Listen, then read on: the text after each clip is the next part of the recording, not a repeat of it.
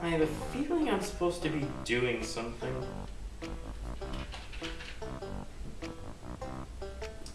Oh yeah, I'm supposed to be doing that 10,000 100th thing.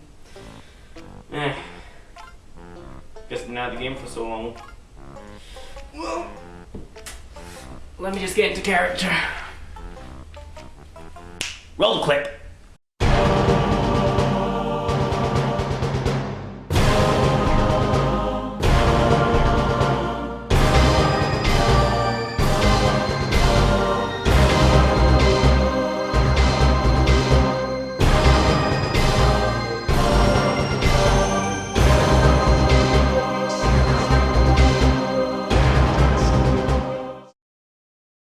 I'm back, baby.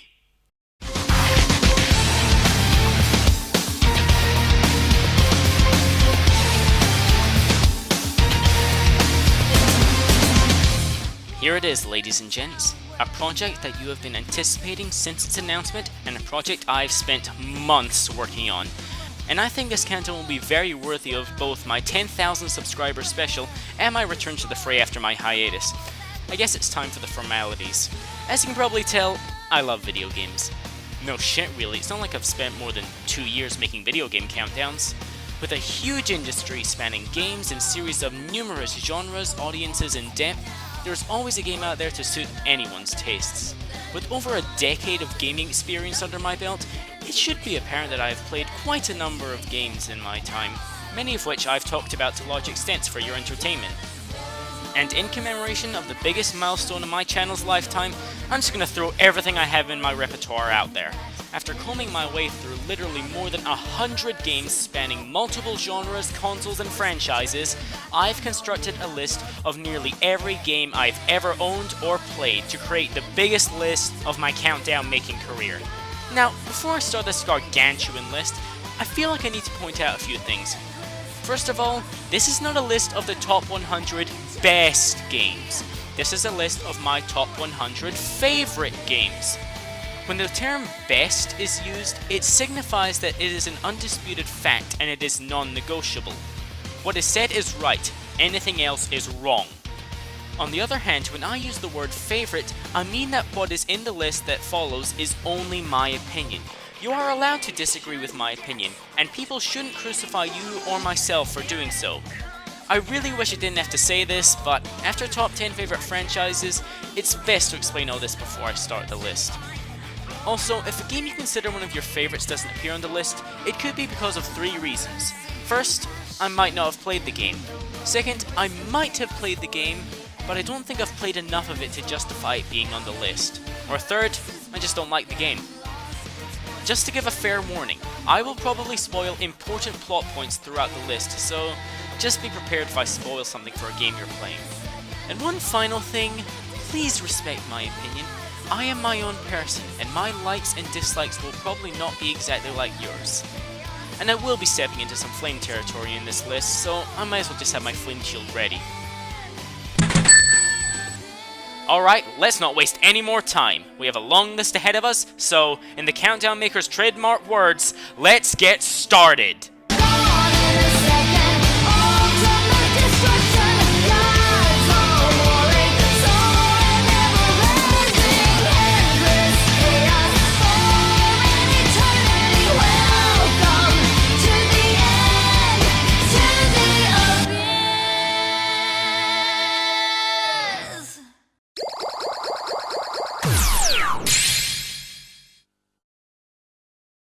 You know, some things just stay mesmerizing and awesome no matter how old you get. And I'm sure one that the majority of us can agree on is theme parks. I mean seriously, what is there not to love? And who hasn't wanted to build a theme park? That's the reason I like Roller Coaster Tycoon 3. Granted, I haven't played the other games in this series, but I sure as hell had some fun times playing this game. Constructing my own roller coasters with infinite money, making them as complex and intense as I please, and watching the visitors squeal with happiness as they ride them. Oh, the joy in their faces. until they see the prices for the food in toilets. However, looking at this game objectively, it doesn't really offer too much other than mild amusement out of people on roller coasters, a fun game, and I think a decent way to start off the list. And here's a random joke. I believe I can fly. I believe I can touch the sky. Think about it every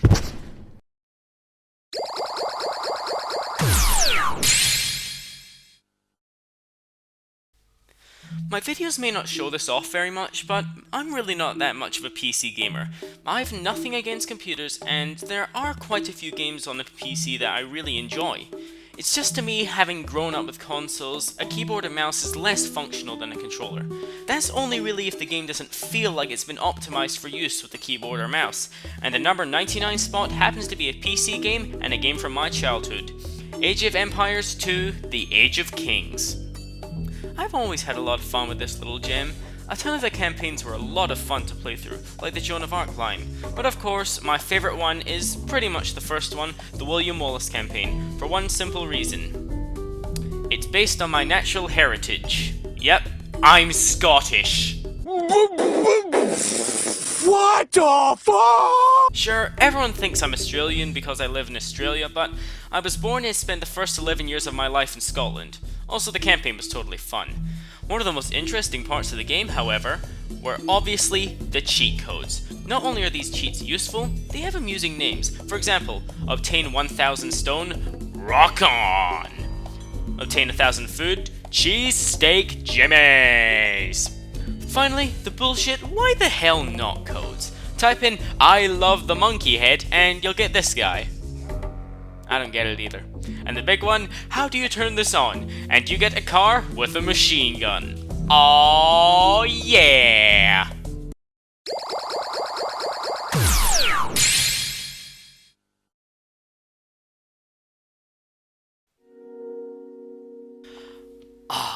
The memories that simply swell up inside me when I think of this game. Receiving this game on Easter on top of the usual assortment of chocolate eggs and rabbits.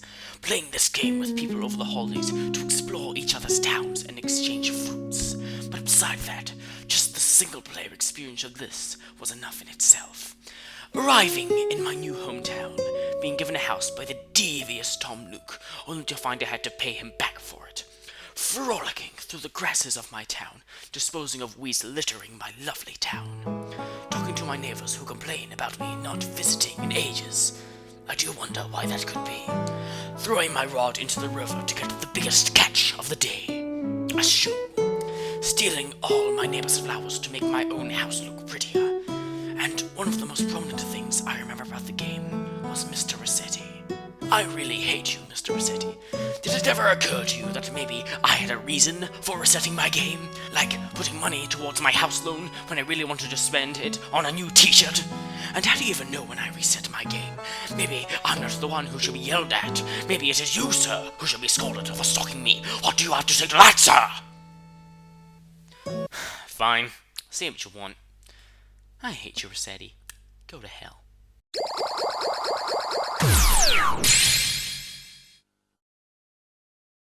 Do you guys remember H-Bomb Crew's Top 10 Arcade Games project? I would be surprised if any of you actually did. Nonetheless, some of you at least will remember that I auditioned for the project as well, with the only arcade game I can honestly say I like enough to place it on the list. That game is, obviously, Dinosaur King.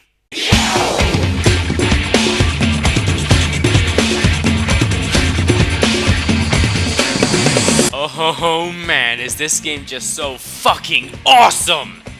Apparently this game was inspired by an animated TV show known as Dinosaur King that ran around the time of my childhood. But I don't give two shits about the TV show Dinosaurs, yeah! I came across this game in 2007 on a holiday trip in Scotland in the arcade section of the place I was staying. From the first minute I played this game, I was hooked, and I didn't stop playing for pretty much the whole time I was there. What made this game stick out from all the other games that were there was simply in how unique the game was. Whenever you inserted money into the machine, it dispensed a card. It would either be a new dinosaur to use in the game, or techniques that could be attached to the dinosaurs to improve their chances on the battlefield.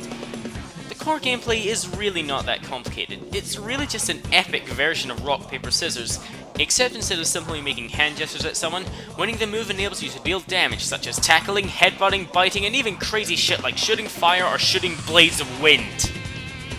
Knowing how to use these cards is pretty much essential to beating the game.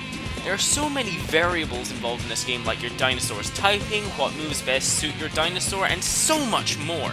You may be thinking, with all these fantastic aspects of the game, why is it only numbered 97?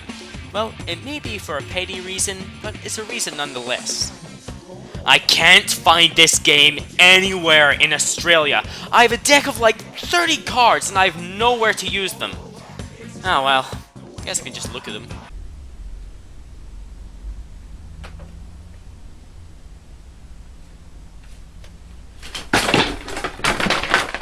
Nope, not as fun.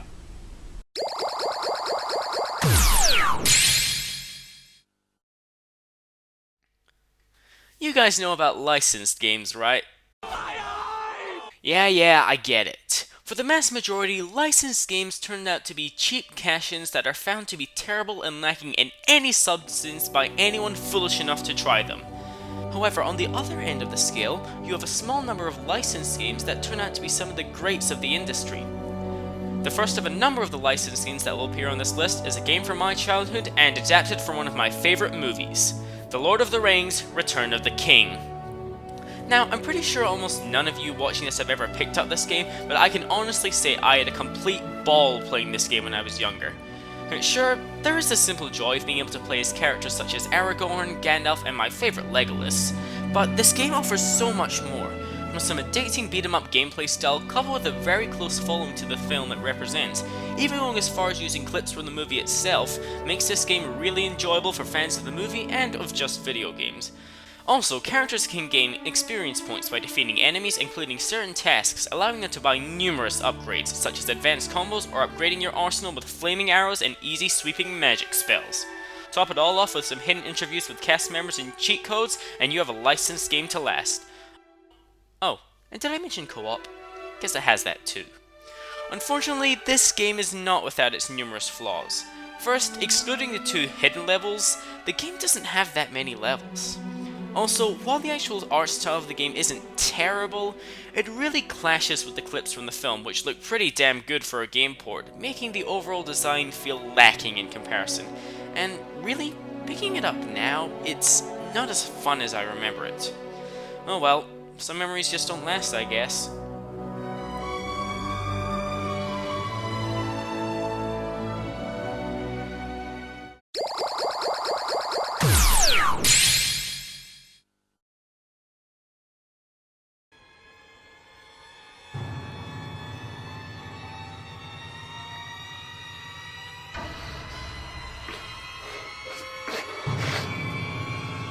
Hey, just calm your jets, PBG. I'm pretty sure a lot of you who are watching this have seen Peanut Butter Gamer's review of My Sims, and as you can probably tell, I don't really agree with the hate this game receives. For one thing, I love the art style. I can admit the design is relatively simplistic, but that doesn't mean I can't think that's a good thing. It really gives the game a nice, cheerful, and charming feel to it. Also, I never really got lost in the town. Sure, the design of the town may be kinda confusing, but overall, it doesn't bother me. I like exploring the town. It gives me a sense of exploration, and it usually rewards me with some essences. Speaking of essences, they are a solid part of the gameplay. Finding essences by shaking trees, making people happy, or other random tasks can be used to add new designs to the things you craft in your workshop. Now, the main reason I like this game is the feeling I get when I play this game. I was brought to this town to help rebuild it and bring it back to its former splendor. I'm the kind of guy who likes to help people a lot, so building people houses and other furniture makes me feel really good about myself. And my deeds are rewarded by new tools and access to new areas which I can build on. I've played My Sims Kingdom, I kinda liked it, not really, and I stopped after that. But I can say I really enjoy playing this game. Oh, and gotta love that sim talk. Perhaps so. You silly Sims, your speech patterns are terrible.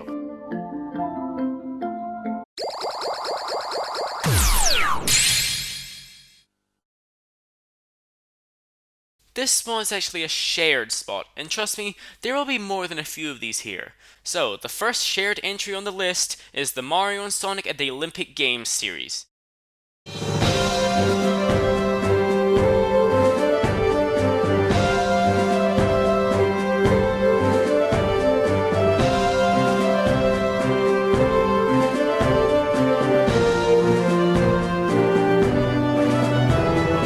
Just like My Sims, this particular series of games receives a lot of hate, and while some of it is understandable, I still really like these games. I admit, I am still waiting for a Mario and Sonic crossover platformer, but that doesn't mean I can't have some fun playing these games. The majority of the time I've played these games is in multiplayer, with my friends or my cousins. In all three of the games, the motion controls work really well. As CJ himself said, the motion controls are some of the best on the entire Wii system, and each event uses them in some way, like sprinting, trampolining, archery, bobsledding, snowboarding, and of course, figure skating. Must be swift as the coursing river, with all the force of a great typhoon, with all the strength of a raging fire, mysterious as the dark side of the moon. But really, practically none of the people who play these games look forward to the typical events. No, no, no. We look forward to the dream events. Basically, the developers took the original standard events and supercharged! Events standard to the Olympics are given elements from both the Mario and Sonic universes to make them a lot more fun. Table tennis too boring for you? Add a new point system and signature special moves to spice things up a bit. Snowboard cross seems a bit bland to you? Take those snowboards to Radical Highway and add some Mario Kart power-ups. I could go on for ages and ages about this. In short, I have a ton of fun playing these games. I guess that's the main word to sum up this game. Fun. I don't think I can say much else except this. Mario and Sonic platformer. Make it happen, Sega and Nintendo!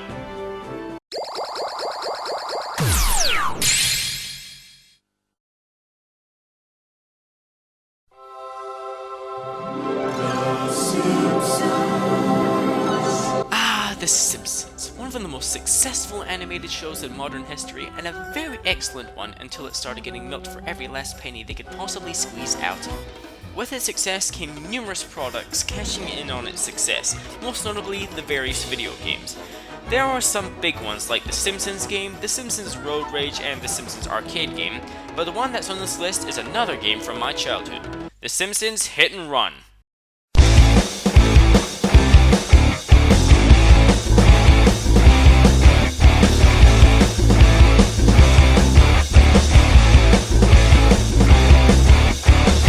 For those of you who haven't played the game, they basically just took GTA and slapped The Simpsons on it. Except no prostitutes. I know guys, I'm really disappointed there weren't any hookers, but you make do with what you got.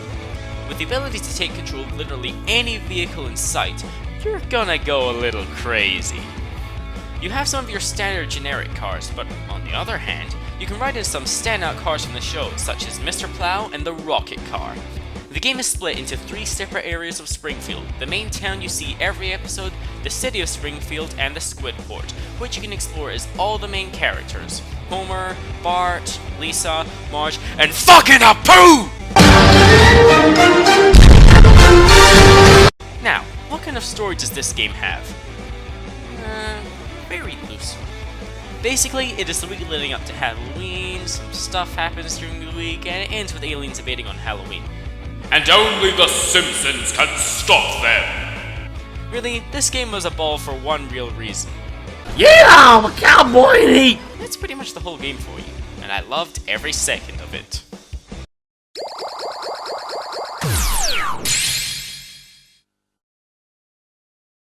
God, how many games from when I was a kid are going to appear on this part?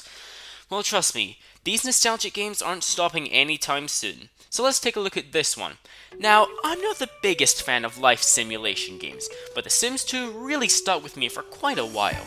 Sure, with the release of The Sims 3 with expansions like this, and this, it can be seen as slowly declining, and I would have to agree. But now's not the time for that. The Sims 2 gave me many hours of fun with the ability to customize different families, their houses, their jobs, pretty much anything about them was customizable. With this simulation game, you could make pretty much any fantasy come true. And I mean all of them.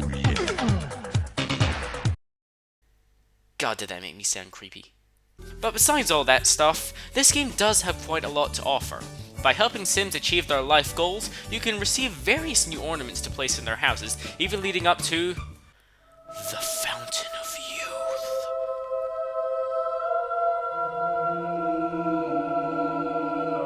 Also, if your character's an adult male and stares through the telescope at night, he can be abducted by aliens and return home pregnant with an alien baby. There's tons of interesting things in this game, but I don't really want to go into much further detail, and I'm guessing you guys don't want to hear much more. In the end, I like this game, and clearly lots of other people did, considering how many fucking expansion packs were released. EA, why are you so desperate for people's money?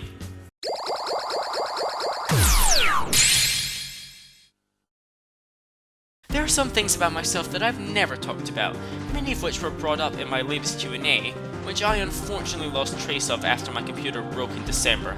However, one of my passions is music. I'm actually a musician if you didn't know. I'm a vocalist, which is an instrument, look it up, and I also play trombone. One of the most popular instruments people play where I go to school is the guitar. I can play a few chords on the guitar, but I never learned properly. But I can pretend I have with a little multi-platform game known as Guitar Hero 3 Legends of Rock.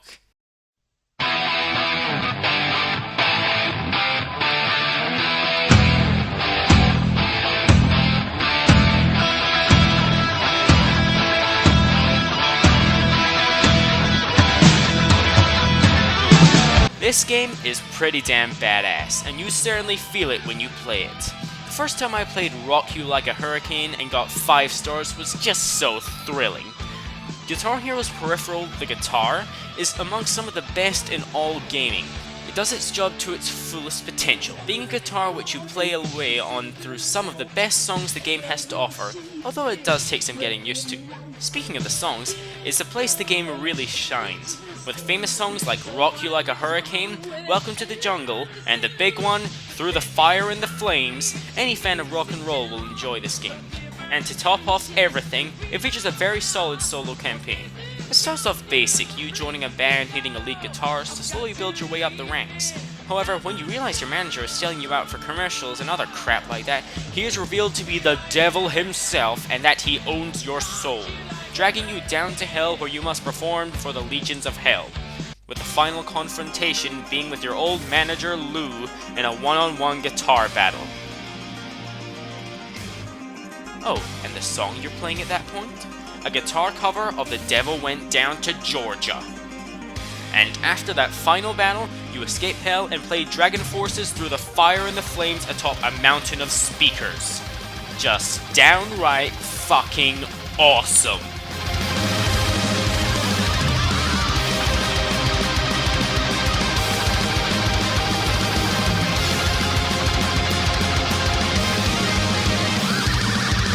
On a cold winter morning, in the time before the light, in